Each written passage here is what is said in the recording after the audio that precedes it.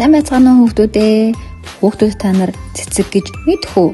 Цэцэг хэрхэн ургадаг вэ?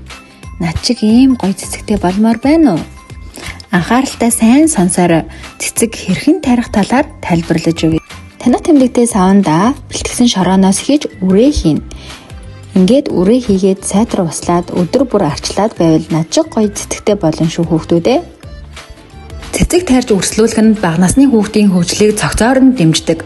Ургамлын өсөлт, хөгжлийн үе шатыг ажиглаж танин мэднэ, байгаль орчны харилцан хамаарлыг ойлгоно, ажиглах, харьцуулах, дүгнэлт хийх чадварыг мөн хөгжүүлдэг. Чиглэл туршилтын үед илэрсэн зүйлээ чөлөөтэй ярьж илэрхийлэх, харилцан ярих чадварыг дэмждэг. Амьд биетийг хайрлах, хамгаалах, хандлах, төлөвшнө. Хариуцлагатай ургамлаа услах, арчлах үйлийг ойлгуулна. Ургамлыг ажиглан, дүрслэх, бүтээлчээр илэрхийлэх чадварыг дэмждэг. Ургамлын өсөлт хөгжлийн үе шатыг ажиглан танин мэднэ. Нийгэм сэтгэл хөдлөл, хэл яриа, байгаль нийгмийн орчин, зураг урлал зэрэг сургалтын үр дүнгуудтай уялдаж хүүхдийн хөгжилд дэмжлэг үзүүлнэ.